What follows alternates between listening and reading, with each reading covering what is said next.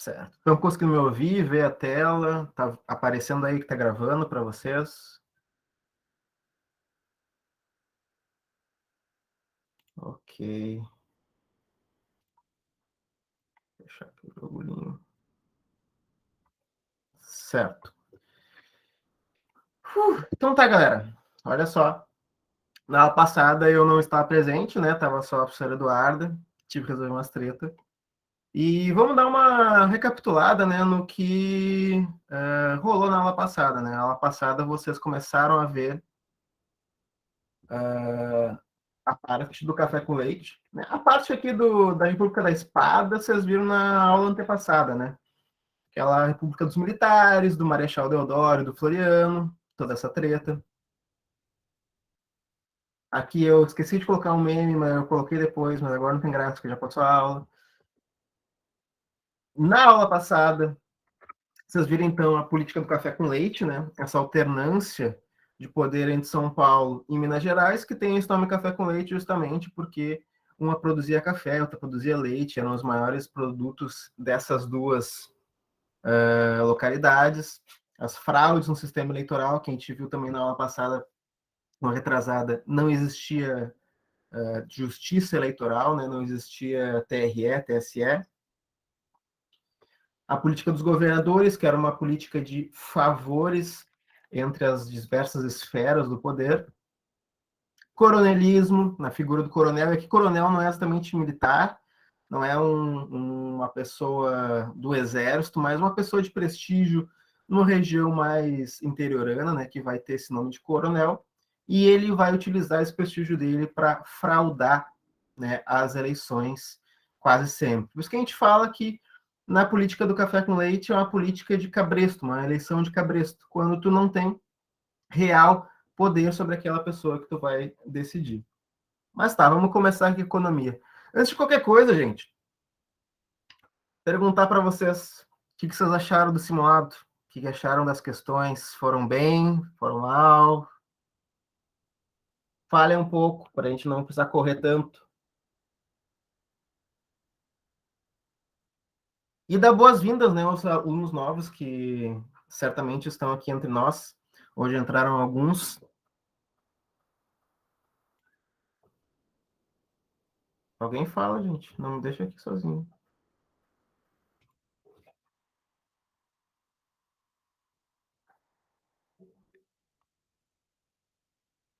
Todo mundo foi muito bem ou foi muito mal, por isso que não quer falar. Tá bom.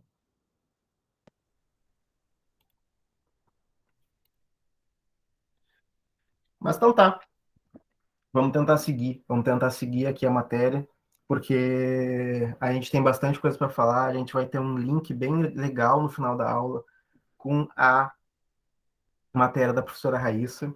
Inclusive, ela está aqui para nos dar este pequeno spoiler, né? Olha, tô achando que eu tô com medo, na verdade, que a minha internet congelou, porque isso já aconteceu algumas vezes.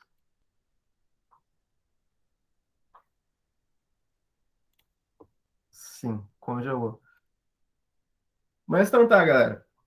Vamos tentar dar um prosseguimento aqui na matéria, porque hoje a gente vai falar de bastante coisa factual, bastante informaçãozinha.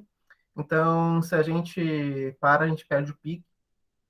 Então, vamos tentar ver aqui o que categorizou a economia da República do Café com Leite e vamos tentar ver um pouquinho quem eram os presidentes, o que eles fizeram nesse período, porque os presidentes desse período eles são muito esquecidos. O pessoal esquece eles no churrasco. Porque realmente eles tiveram pouca expressão individual, né? Eles não foram pessoas com uma imagem muito memorável. O que mais a gente lembra é da política do café com leite, essas coisas um pouco macro, né? Um pouco maiores. Então a gente acaba às vezes esquecendo o que cada um deles fez, mas é interessante a gente ver, né? Por mais que a prova não vá cobrar exatamente o nome deles, quando que eles governaram, o ano exatamente, mas é interessante a gente ver depois cada um desses caras, tá? Mas retomando a economia, acredito que foi aqui que a professora Eduarda acabou a aula passada, né? A economia do Brasil nesse período vai ser uma economia de agroexportação. Eles vão produzir café aqui no Brasil e vão exportar isso para todos os cantos do mundo. Não só o café, a borracha também nesse momento vai ser muito forte no Brasil. Vai ser um produto muito rico que vai ser produzido aqui e vai ser exportado para todos os cantos do mundo. Nesse momento, a borracha vai estar se popularizando, né? E o plástico, no geral, né, vai estar se popularizando nas indústrias. Então, o Brasil vai crescer bastante nesse sentido. E, além disso, a gente vai ter uma grande catapulta, né, que vai nos impulsionar, que vai ser a Primeira Guerra Mundial. A Primeira Guerra Mundial a gente vai comentar um pouquinho com mais detalhe daqui a pouquinho, mas ela vai ajudar bastante o Brasil, acreditem ou não, porque quem produzia tudo naquela época, o centro econômico do mundo naquela época é a Europa, né? A Inglaterra, a França, a Alemanha mesmo. E após a Primeira Guerra Mundial, eles vão sair todos errados, todos quebrados, todos em crise, porque lá vai ser o lugar onde vai ser lutada essa guerra, né? Então, esses territórios, essas cidades alemãs, inglesas, francesas vão sair muito prejudicadas e principalmente as indústrias dos países. Então, se o núcleo da indústria está quebrada, né, o Brasil ele acha uma brecha para poder se inserir. Ok?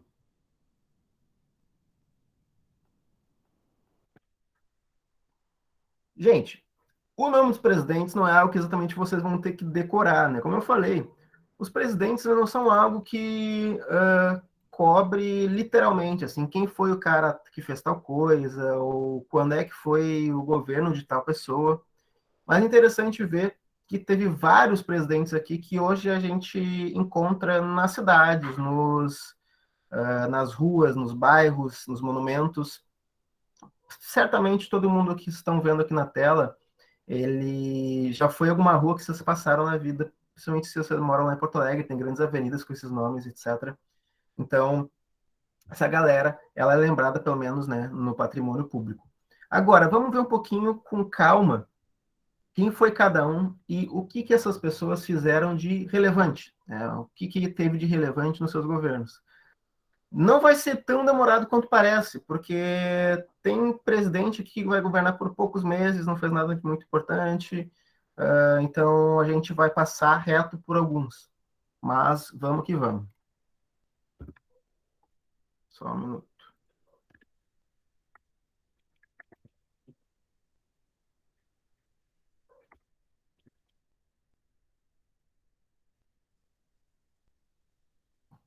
Não se assustem com a quantidade de texto na tela, tá?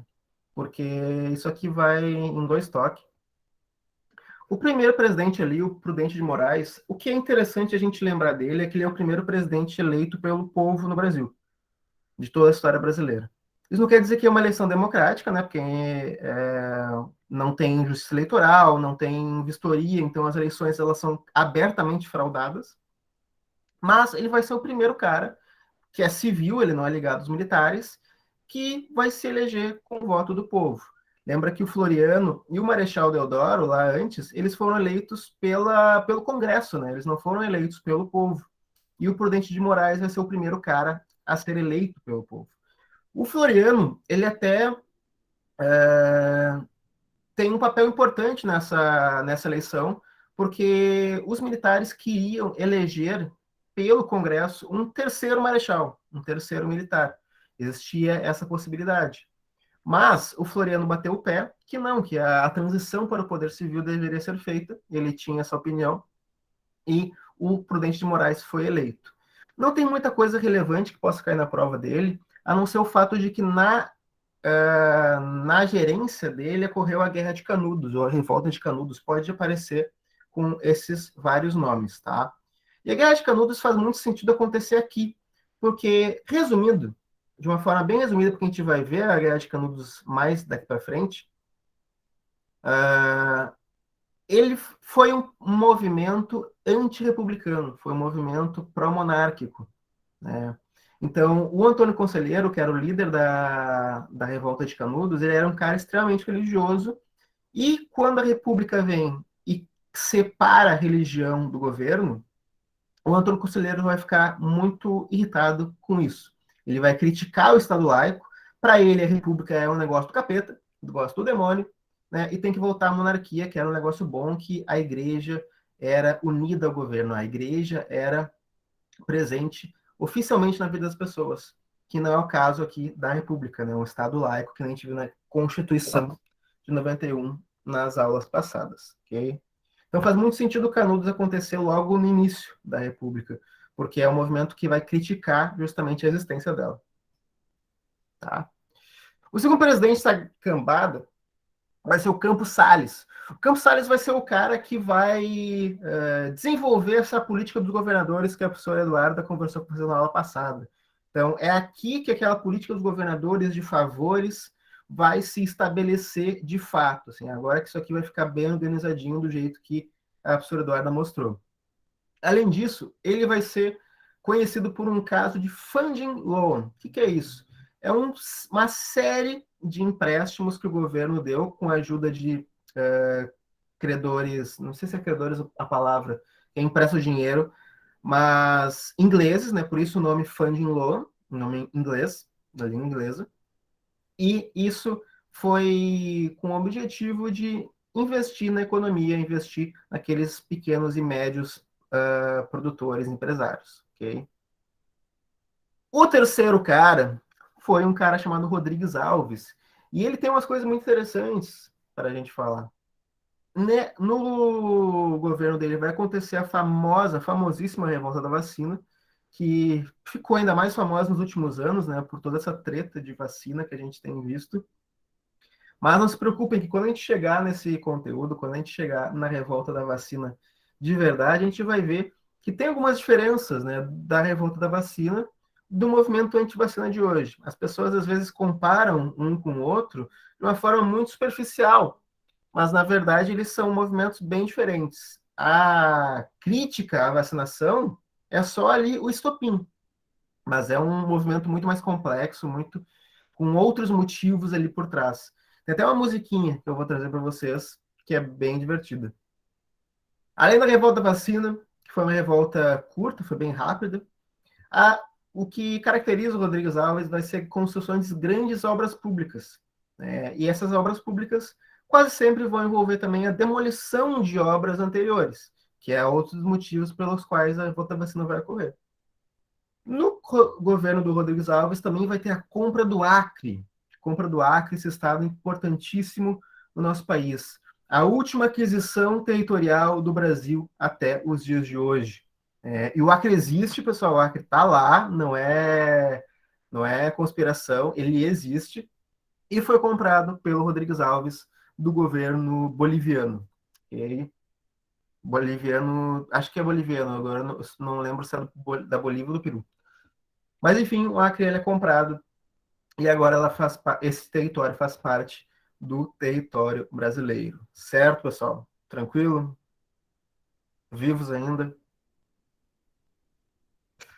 Última coisa aqui do Rodrigues Alves é algo que envolve economia, envolve capitalismo, envolve movimentos sociais também, que é o Convênio de Taubaté, que pode cair na prova de vocês, pode cair com outros nomes também, Acordo de Taubaté, mas basicamente o que ele foi.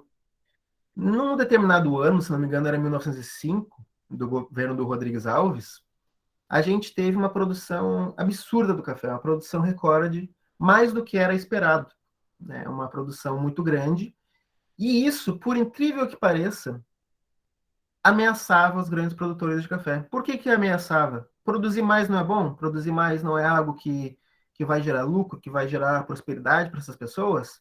Nesse caso, não, porque foi uma produção tão grande que lembrem aquela conversa sobre preços e inflação. Quando tu tem muito produto, quando tem uma quantidade muito grande de determinado produto, o preço dele tende a cair. E esses caras não queriam que o preço caísse, queriam que o preço subisse. Então, quando isso aconteceu, eles pediram ajuda ao governo e o governo foi lá e ajudou. Como é que o governo ajudou?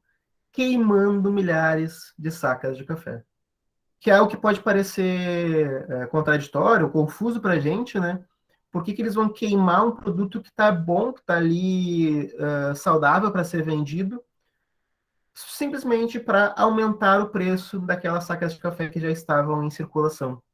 Isso é algo que não vai acontecer só aqui, não vai acontecer só nesse período. Essa é uma prática generalizada do capitalismo, né? Porque o capitalismo ele prioriza os valores, ele prioriza o lucro, muitas vezes. E não é exclusividade do Rodrigues Alves essa ideia de tu queimar estoque para vender o que tu já tem em um valor um pouco mais alto.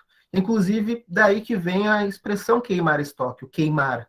Porque tu está literalmente queimando o estoque do teu produto para aumentar o preço daquilo que já está em circulação. Isso o Getúlio vai repetir lá na frente, outros governadores, outros presidentes vão repetir, e também não só no Brasil, lá nos Estados Unidos vai ser muito famosa essa prática, principalmente depois da crise de 29, toda essa treta. Ok? Vivos, vivos. Deixa eu ver que horas são. Está bem adiantado até. Tá.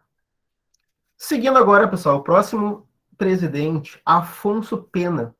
O Afonso Pena vai ser o cara que vai inaugurar essa política do café com leite do jeito que a professora Eduarda mostrou na aula anterior para vocês. Essa política de alternância entre São Paulo e Minas Gerais. Vai ser no governo dele que isso vai tomar forma. Mas uma coisa muito importante que é legal a gente ressaltar, tem uma concepção um pouco errada sobre a política do café com leite, que só políticos de São Paulo ou Minas Gerais estavam no poder. Isso não vai ser verdade. Vários políticos vão ser de outras regiões, ali do Rio de Janeiro, até ali do Nordeste, aqui do Rio Grande do Sul mesmo, vão ser presidentes, vão ser governadores, até mesmo daqueles estados lá. Mas o que significa o café com leite, então? Que o poder econômico vai estar dentro desses dois estados e que, apesar de ter governadores de outros lugares, eles vão estar alinhados ou com um estado ou com outro. Então, o café com leite não quer dizer que só existia presidente desses dois estados, mas que eles estavam alinhados ou com um estado ou com outro, ok? Após isso, temos o Nilo Peçanha. E o Nilo Peçanha ele vai governar por pouquinho tempo, por um ano e pouco, porque o Afonso Pena vai morrer. O Afonso Pena vai bater as botas de morte morrida, tá? Não morte matada. Morte morrida vai ter uma daqui a pouquinho que é bem interessante, bem legal. Morte matada, quer dizer, uma morte matada bem interessante. Mas o Nilo Peçanha, ele vai ser o vice do Afonso Pena, e quando o Afonso Pena bate as botas, o Nilo Peçanha assume, né? E uma coisa interessante do Nilo Peçanha é isso aqui, ó, o Sistema de Proteção ao Índio, o SPI. O Sistema de Proteção ao Índio vai ser basicamente um órgão enorme com o único propósito de proteger e auxiliar as populações indígenas. Assim, teoricamente isso seria uma coisa boa, né? O país Brasil, que tanto discriminou os indígenas, que tanto maltratou essas populações, finalmente criaram um órgão que vá auxiliar essas populações a ter qualquer tipo de melhoria das suas vidas. Só que o sistema de proteção ao índio vai entrar na questão com uma mentalidade muito errada, uma mentalidade muito suada, porque eles vão querer ajudar as populações indígenas a se civilizarem e a se ajustarem à sociedade branca. Então, o sistema de proteção ao índio já surge com uma mentalidade que a gente sabe que não é correta, né? Os índios não são não civilizados, porque não existe isso de povo não civilizado. Os povos eles têm diferenças culturais, os povos têm diferenças na sua socialidade, e o sistema de proteção ao índio queria, na verdade, apagar essas diferenças e incluir os indígenas na sociedade branca. O sistema de proteção ao índio ele é interessante a gente falar porque ele vai dar lugar à FUNAI. Né? Em 67, fazendo um fast forward bem grande aqui, em 1967, o sistema de proteção ao índio vai ser extinto e vai ser criada a FUNAI. Isso vai acontecer por quê? Porque o sistema de proteção ao índio era incrivelmente corrupto. Era um sistema, era um órgão muito corrupto que desviava quantidades absurdas de dinheiro. Ele vai ser depois condenado, não condenado, ele vai ser, como é que é a palavra? vão acusar o órgão de cometer, inclusive, vários massacres contra aldeias indígenas que não se adequavam aos seus desejos, né? E o sistema de proteção ao índio, então, em 67, vai ser extinto e vai ser criada a FUNAI, hoje, com o objetivo de reverter essa situação, né? De fato, auxiliar as populações indígenas, né? E não apenas explorar elas ou tentar civilizar elas, integrar elas à sociedade branca. Certo, gente? Tranquilo? O nome legal da. Legal não, né? Mas interessante da gente lembrar é que o primeiro presidente desse sistema de proteção ao índio foi um cara chamado Marechal Rondon, que muitos devem conhecer porque é nome de rua, ator de direito, né? Aqui em Gravataí, Cachoeirinha, também tem uma baita de uma avenida de Marechal Rondon. Então, esse cara foi o primeiro presidente dessa instituição. E é por isso que o estado de Rondônia tem esse nome, porque é uma homenagem a esse marechal, a esse militar que comandou esse sistema de proteção ao índio. Para vocês verem que hoje em dia a gente homenageia pessoas do passado que não têm uma tem uma contribuição muito triste para a nossa história, né? Isso reflete também com a estátua do Borba Gato, que foi queimada esses dias, e o pessoal estava lá defendendo a estátua depois, sendo que a gente viu nas aulas do Brasil que ele foi um cara que só causou dor, só causou sofrimento. Então, esses usos do passado a gente tem que prestar bastante atenção, certo? Tá frio. Gente, finalizando aqui, o Nilo Peçanha vai ter, no final do seu governo, uma campanha civilista, que na verdade é um nomezinho muito bonito para dizer que os sucessores desse cara estavam começando a se bater. Uma campanha política do Rui Barbosa contra o Hermes da Fonseca. E o Rui Barbosa, que a gente já viu, né? O Rui Barbosa era ministro da Economia lá do Floriano Peixoto, ele é um político muito importante desse período, é nome de rua também. E o Hermes da Fonseca vai vencer, ele vai ser eleito e ele só vai encontrar treta, né? Porque o que a gente sempre lê do Hermes da Fonseca são as revoltas que aconteceram no governo dele. A gente vai ter a revolta da Chibata, que foi lá no Rio de Janeiro. A gente vai ter a política das salvações, que é uma política onde o Hermes vai interferir na política interna dos estados, ele vai mexer na política interna dos estados. Isso vai gerar também uma baita de uma treta, inclusive a revolta de Juazeiro lá no Ceará. E a gente vai ter a guerra do contestado aqui em Santa Catarina, né? Paraná e Santa Catarina. Então, três grandes revoltas só no governo do Hermes da Fonseca. A gente vai ver depois na aula seguinte 8 revoltas no total e pensar que só três aconteceram dentro do governo de um cara é bastante coisa. Tá? Além disso, a gente tem o movimento do cangaço que surge no meio do governo dele.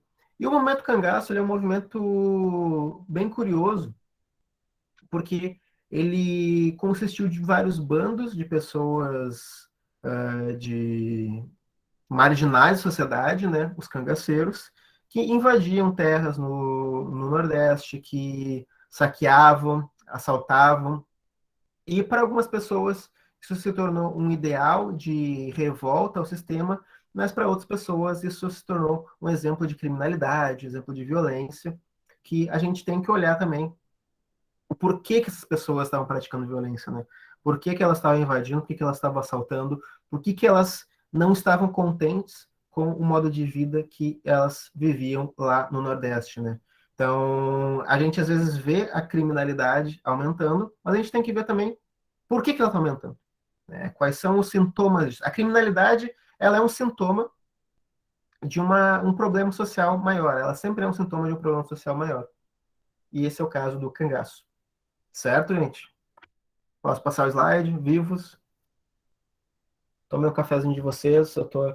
Ou não, não tomei o café de vocês. Raiz está na aula. Eu tomei esse aqui antes de começar a aula, café do farol. Tomem água. Tomem água. Com cafeína. Chazinho, chazinho.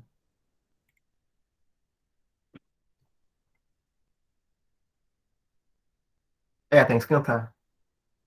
Tem que esquentar. Tomar um chá. Se bem que eu gosto de chá gelado, né? Daí é um problema. Tá, pessoal. Esse slide aqui, ele tem algumas coisas importantes que a gente vai ver, inclusive, na aula da professora Raíssa, né? Mas começamos. A gente vai ter um cara chamado Venceslau Braz, um nome lindo, um nome muito bonito, muito sonoro. E o Venceslau Braz, ele vai ser principalmente lembrado pela Primeira Guerra Mundial. O Brasil participa da Primeira Guerra Mundial? Participa. Ele vai ter um papel importante na Primeira Guerra Mundial, mas não um papel militar. O Brasil não manda soldados para a Europa. Ele vai mandar um esforço de coordenação, um esforço logístico. Mas, professor, o que é um esforço logístico? Nunca ouvi essa palavra. Vocês não mandaram soldado, mandaram o quê? Uma guerra, pessoal, principalmente uma guerra desse porte, uma guerra mundial, ela vai ter muitos integrantes, muitos soldados lutando em muitos lugares. Isso vai exigir muito recurso, vai exigir que tu tenha uma coordenação muito grande para que tudo isso seja mantido, né? Então imagina a gente, vamos imaginar que a gente está lá no meio da guerra, a gente está num campo de batalha e a gente precisa de munição, a gente precisa de mantimentos, comida para a gente se sustentar. E tudo isso tem que chegar no momento que precisa chegar. Vamos imaginar que a gente calcula que a gente só vai ter munição e comida para exatos 10 dias. Só tem munição e comida para 10 dias. A gente comunica isso para o nosso supervisor e ele vai mandar a mensagem lá para o comando da guerra para eles nos mandarem mais comida e mais munição. Isso tem que chegar em 10 dias. Se a gente tem que pegar esses recursos e eles não chegam em 11 dias, 12 dias, dá problema, dá merda. Porque imagina tu falar numa guerra, acaba a munição, daí tu vai pedir munição, chega amanhã, não dá? Isso é um problema. Então tudo tem que estar muito bem coordenado, tudo tem que estar muito bem organizado, tu tem que ter um grupo de pessoas bem grande e bem organizado para decidir o que vai para cada lugar, como que vai para cada lugar, quando que vai para cada lugar e quando é que vai chegar, né, principalmente. Então, o esforço logístico na guerra, ele é tão importante quanto o esforço armado, né? Tu precisa ter algo muito organizado. Isso vai ser muito importante na Segunda Guerra Mundial, inclusive. Na Segunda Guerra Mundial, não é coincidência que é nela que vai surgir a computação do jeito que a gente conhece hoje. Certamente vocês devem ter ouvido falar, pelo menos, do filme O Jogo da Imitação. Né? O Jogo da Imitação fala um pouco sobre isso, sobre a computação na Segunda Guerra Mundial. Por quê? Porque tu tinha tanta gente, mas tanta gente e tanto lugar, tanto campo de batalha afastado um do outro, que já não dava mais para tu coordenar isso com uma mente humana. Tu tinha que ter um computador por trás para organizar o que ia para cada lugar. Né? Ó, a professora Raíssa falou que vocês viram isso na aula de redação com Wesley. Então lembrem, puxa na cabeça de vocês. Mas se vocês não viram o filme, pessoal, vejam o filme é bem interessante, mostra bastante do contexto da época. E isso aqui que eu falei, né? O quanto o computador ele vai ajudar as guerras a serem vencidas. Até hoje, né? O computador ele está coordenando todo o esforço de guerra.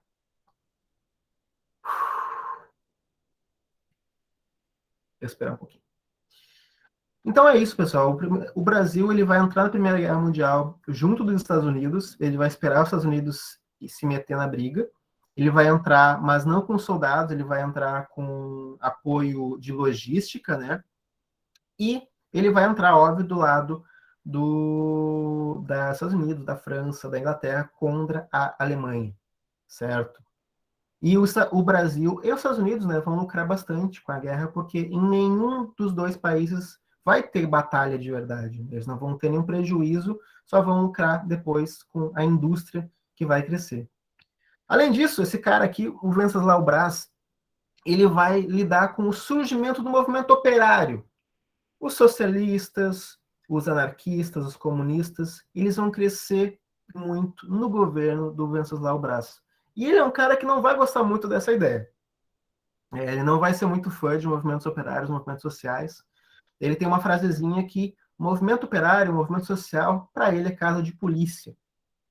Então a gente já vê nessa frase qual era a ideia que ele tinha desses movimentos operários, movimentos sociais. E é aqui que a gente começa a ter uma formação um pouco mais clara né, do que é esquerda e direita aqui no Brasil, né? Porque nas aulas passadas de Império, proclamação da Independência, alguém perguntou o que era a esquerda e direita. Ah, o partido era de esquerda, o partido era de direita. E a gente viu que, na realidade, se a gente for puxar esses partidos para os dias de hoje, né, os dois eram de direita, os dois não estavam ligados com causas sociais, os dois não estavam ligados com mudança, né, na condição de vida das classes mais pobres, eles estavam preocupados em como eles iam reger o país a partir das elites. Então, direita e esquerda, lá no Império, é um negócio meio complicado a gente falar, não fica muito definido. É praticamente tudo direita, se a gente for olhar com os olhos de hoje. Aqui a gente vai começar a ver a esquerda e direita de hoje um pouco mais definida, né? A gente vai ter aqueles que vão lutar pelos poderes das elites e a gente vai ter aqueles que vão lutar pelo poder das classes mais baixas, das classes mais oprimidas. E isso vai começar principalmente com os movimentos operários, certo? Quem vai seguir o cara vai ser o Delfim Moreira, lindo nome, e ele vai governar por poucos meses, porque ele também vai morrer de morte morrida, né? Ele vai governar assim de 18 até o início de 19, tá errado um pouquinho a data, e quem vai assumir vai ser o Epitácio Pessoa, o seu vice. E seguindo essa mesma lógica, né, gente? Ele vai instituir uma lei de repressão ao anarquismo. Ele vai instituir uma lei oficial que vai perseguir esses movimentos que vão vir ideologicamente lá da Europa, por causa também da Segunda Guerra Mundial, da Primeira Guerra Mundial. Além disso, a gente tem a fundação do PCB, o Partido Comunista Brasileiro, que é extremamente importante. E talvez seja estranho a gente falar da fundação de um partido como um marco histórico, porque hoje no Brasil a gente tem tantos partidos, né? Mas o PCB ele foi um marco na esquerda brasileira. Ele foi um marco nos movimentos sociais brasileiros e por muito tempo ele foi perseguido, né? A gente vai ver depois com o Vargas que as primeiras coisas que ele vai fazer vai tornar o PCB ilegal. Né? E na ditadura também, o PCB vai ser um dos primeiros partidos a se tornar ilegal. Então esse partido ele vai ter muita expressão, inclusive um dos seus grandes expoentes, o Luiz Carlos Prestes, vai ser um membro do PCB, que a gente vai ver daqui a pouquinho, e é hoje até um partido muito interessante de ser estudado. A gente também tem a Semana de Arte Moderna, de 1922, que eu nem vou falar dela, porque senão a professora Raíssa vai me bater depois, porque é o tema que a gente vai ver daqui a pouquinho, certo? Mas é um tema muito importante que se relaciona a todo esse contexto que a gente está vendo. Né? Então, pode cair? Pode cair misturado com história, só no contexto literário, mas a gente tem que ver ele em todos os seus contextos. No Epitácio Pessoa também vai começar o tenentismo, que vai ser um movimento das classes mais baixas do exército, pedindo mudanças, pedindo melhoria de vida, pedindo N coisas que a gente vai ver nos próximos slides também. E a gente parte para o 10º presidente, o Arthur Bernardes.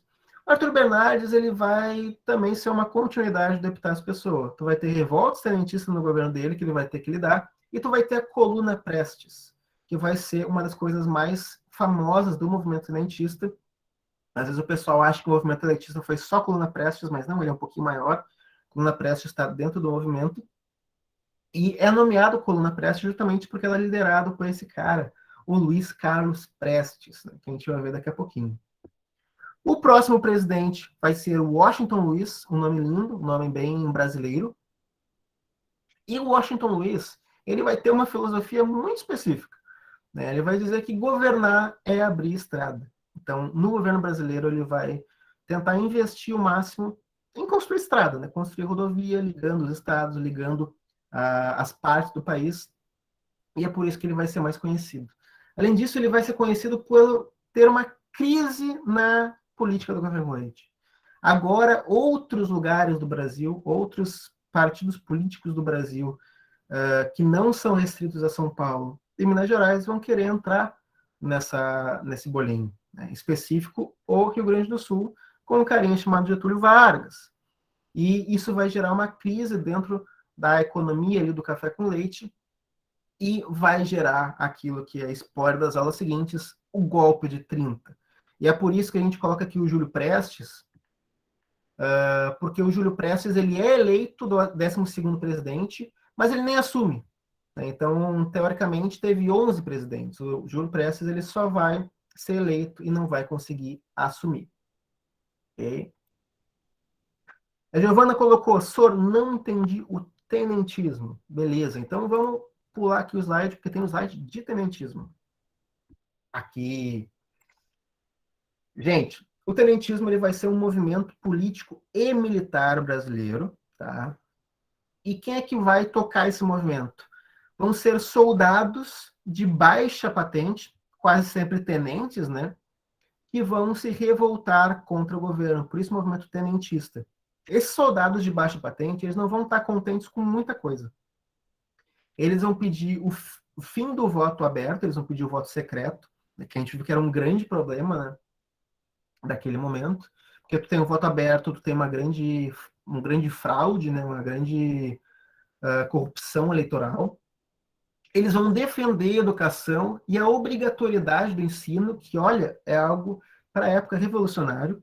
O Brasil só vai ter obrigatoriedade no ensino público em 1988, com a nossa última Constituição, então isso aqui, para a época, era absolutamente revolucionário.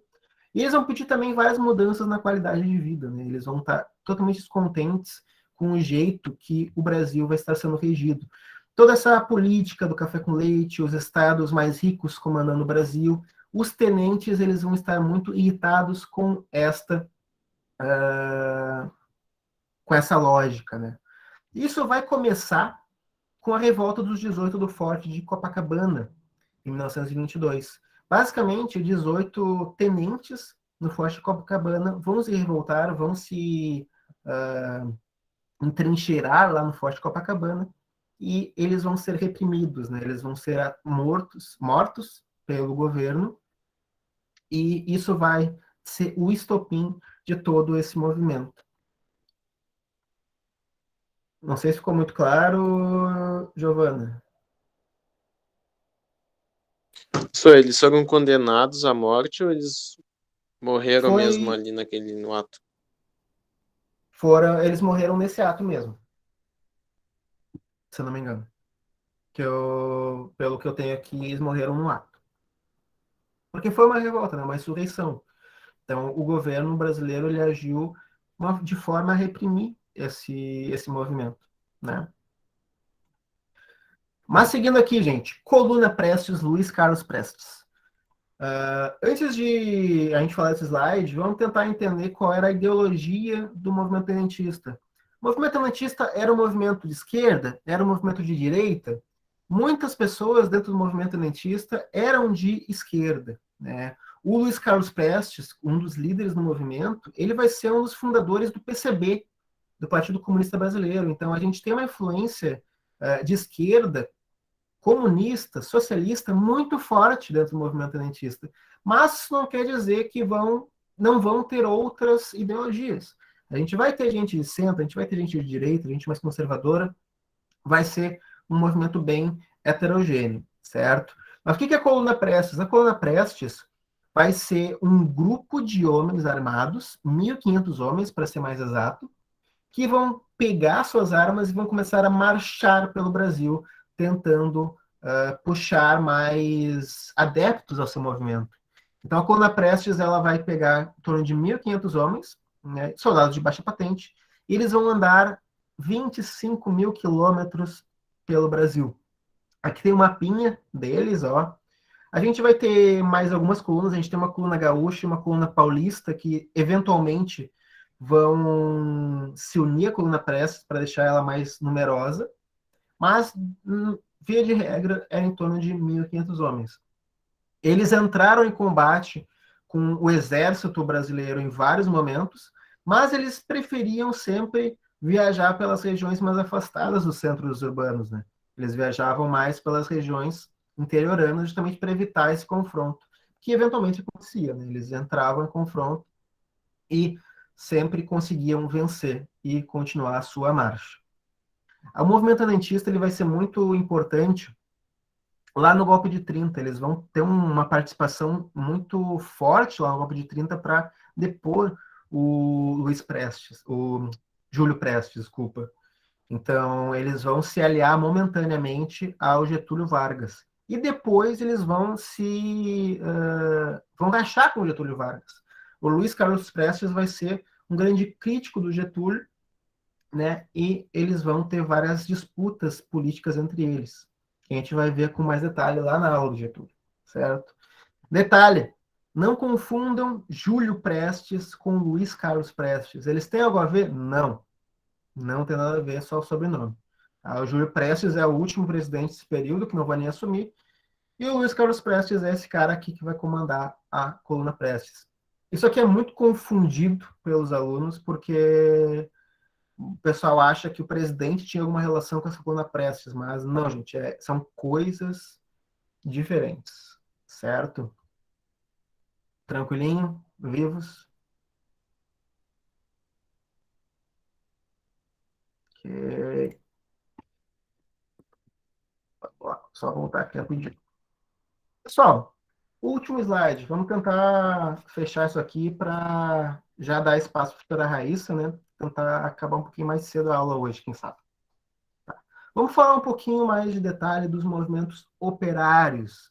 O que essa galera estava tão irritada? O que eles estavam tão descontentes com o seu trabalho naquele momento, né? E por que o governo quis tanto reprimir esses movimentos? Qual era o problema do governo com eles? Por que eles diziam que era caso de polícia? Bem, quando a gente fala aqui de movimento operário, a gente está falando de três principais, né? Socialismo, comunismo e anarquismo. O socialismo e o comunismo não são a mesma coisa? Não. A gente tem que ver que, com mais detalhe o que cada um significa, né, para a gente entender as suas diferenças. Provavelmente, quando vocês verem Revolução Russa, lá em 1917, com a história geral, vocês vão ver a diferença entre uma coisa e outra. Mas, via de regra, socialismo e comunismo são coisas diferentes. Ah, professor, mas as pessoas usam com o mesmo significado. Daí é problema das pessoas. Né? Mas eles são coisas diferentes. Tem até governo, né, que usa nome de socialista, é comunista, usa nome de comunista e é socialista, mas é que às vezes o nome fica mais bonito, né, ou mais sonoro da outra forma. Mas socialismo e comunismo são coisas diferentes. E esses movimentos eles vão estar crescendo bastante no Brasil, principalmente porque aqui a gente vai ter uma ausência muito grande de leis trabalhistas. O trabalho vai ser completamente desregulado, o que vai fazer com que os grandes industriais, os grandes donos de fábrica, vão ter um poder muito grande sobre os seus trabalhadores. A gente só vai ter leis trabalhistas mais organizadas com o Getúlio Vargas daqui a alguns anos. Por isso que esses movimentos operários eles vão apoiar o Getúlio Vargas em diversos momentos, né? O Getúlio Vargas vai ser o cara que vai criar, por exemplo, a carteira de trabalho, que todos aqui um dia vão ter. Vai ter ali na primeira páginazinha um textinho do Getúlio Vargas. Então, ele vai criar isso, ele vai criar as leis trabalhistas no Brasil, e é por isso que ele vai ser tão idolatrado depois. Então, essas pessoas, elas vão se unir a esses movimentos, socialismo, comunismo e anarquismo, por causa da sua situação precária de trabalho, sem horas mínimas e máximas de trabalho, eles não vão ter um salário regulado, um salário mínimo, eles não vão ter direitos trabalhistas, férias, 13º, tudo isso aí tu esquece, rescisão, isso aí não existe. Então, o trabalho vai ser muito precarizado, não vai ter idade mínima para trabalhar, o trabalho infantil vai ser generalizado, milhares de crianças vão, inclusive, morrer nas fábricas porque não vai ter leis de segurança do trabalho, né? Então, o trabalho vai ser uma das coisas mais precárias no Brasil nesse momento. Isso vai gerar uma série de revoltas, né? Inclusive influenciadas pela Revolução Russa de 1917. A Giovana perguntou-lhe, Sor, o Brasil já chegou próximo de ser um país comunista? Essa é uma pergunta muito interessante, porque é uma pergunta que muita gente faz, até porque o discurso, né, da direita, o discurso da ditadura militar, né, até o discurso do Vargas em algum momento, vai ser que os comunistas estão tentando tomar poder, os comunistas estão tentando governar no Brasil, né? E a gente vê que, se a gente analisar de fato o mais minuciamente possível, Nunca na história brasileira os comunistas ou socialistas tiveram um poder militar, um poder numérico suficiente para o Brasil realmente adotar esse tipo de governo. Então, não, o Brasil ele nunca chegou próximo a ser um país comunista. Mas, às vezes, só a existência de um partido comunista, só a existência de militantes dessa ideologia, já vai ser suficiente para governos utilizarem isso como um bicho-papão, né? O Vargas vai fazer isso, a ditadura militar vai fazer isso. Eles vão pegar e dizer, os comunistas estão chegando, por isso a gente tem que fazer uma ditadura, a gente tem que instaurar uma ditadura. Isso é utilizado como uma desculpa por N governantes, né? Inclusive os mais recentes.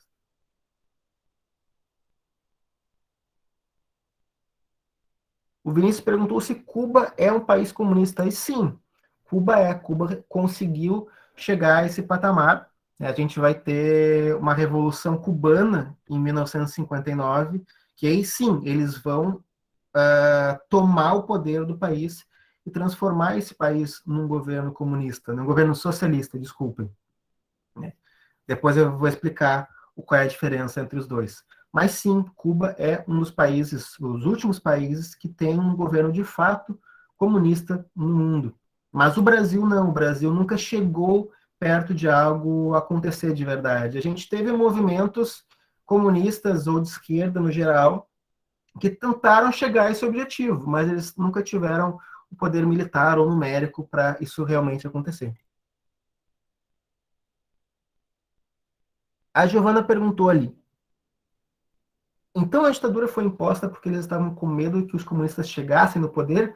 Esse é o discurso oficial, né? Eles dizem que tinha uma invasão comunista que ia acontecer no Brasil, os comunistas queriam tomar o poder e por isso eles foram obrigados a declarar a ditadura para proteger o Brasil dessa ameaça comunista.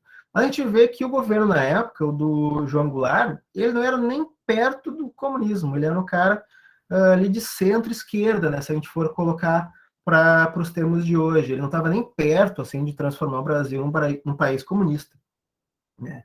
Então essa ameaça nunca existiu de fato. A Nathalie perguntou se era mentira, e sim, era um meio de propaganda, né?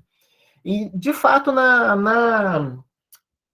durante a Guerra Fria, né, durante esse período onde a gente teve dois grandes blocos, o bloco capitalista dos Estados Unidos e o bloco socialista da União Soviética, a propaganda foi muito agressiva. Tu pegava e tu chamava basicamente todo inimigo político teu de comunista. Se a pessoa tivesse qualquer tendência à esquerda, qualquer tendência mais aos movimentos sociais, a pessoa já era chamada de comunista, isso era meio que um coringa para tu invalidar tudo que ela estava falando e para perseguir ela. Então, a ditadura militar usou, sim, essa carta coringa de chamar todo mundo de comunista, chamar o João Goulart de comunista, para ter força ali popular para depor esse cara, né? Então, o João Goulart, na verdade, ele só tinha um contato um pouco maior com os movimentos sociais. Ele queria realizar reforma agrária, ele queria realizar algumas reformas de base no Brasil, que eram reformas um pouco mais de esquerda, mas ele não era nem um pouco próximo do comunismo, como os militares clamavam, né? Era bem distante, na verdade. E isso, gente, isso aí não é algo que a gente vai ver só agora, não. O Vargas vai fazer isso, a ditadura militar vai fazer isso. Recentemente, vários políticos vão tentar fazer isso, né? Só que agora não é o comunista soviético que vai chegar e vai invadir tua casa, agora é o comunista chinês, né?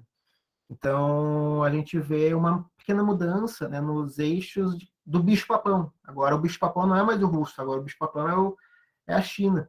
Então, sempre tu tenta achar alguém para culpar e tentar usar isso como catapulta para tu chegar ao poder.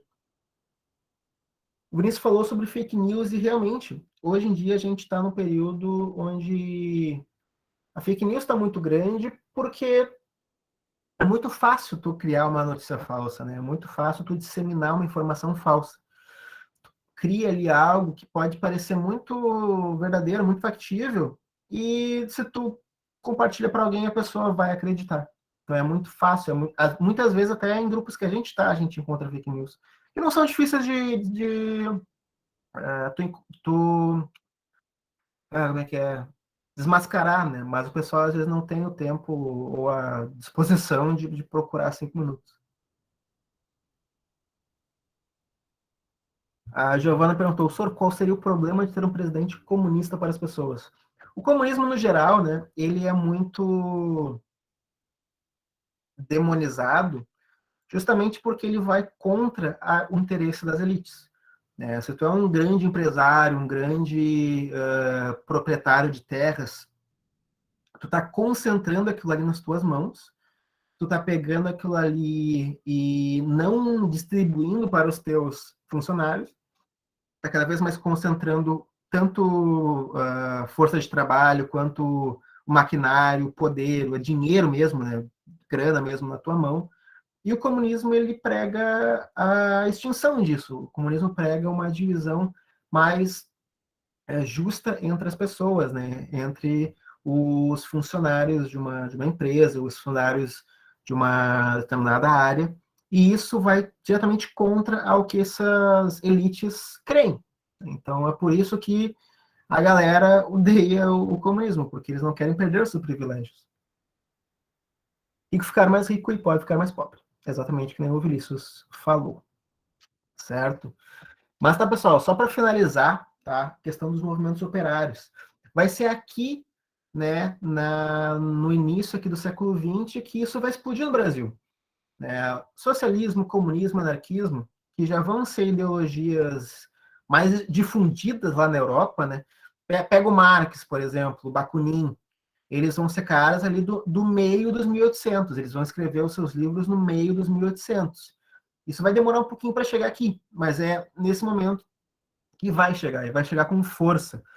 Vai chegar principalmente influenciado, né, pela Revolução Russa de 1917, que vai acontecer lá na Rússia e vai transformar a Rússia no primeiro país comunista do mundo. A Rússia vai ser o primeiro país a alcançar o socialismo, desculpa, eu fico tratando as coisas como se fosse a mesma coisa.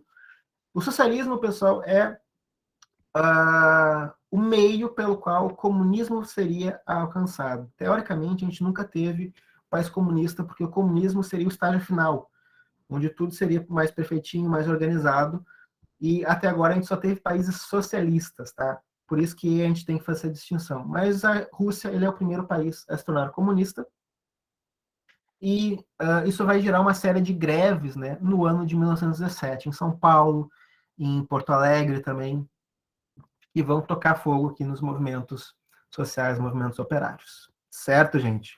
A continuação dessa história, a continuação da treta das leis trabalhistas, a gente vai ver lá com o Getúlio. Porque o Getúlio ele vai ser amado por uns, odiado por outros, e ele vai ser muito parceiro nos seus anos iniciais dos movimentos operários. Tá? Então, isso a gente vai ver nas aulas seguintes. Ok? Alguma dúvida sobre isso, gente?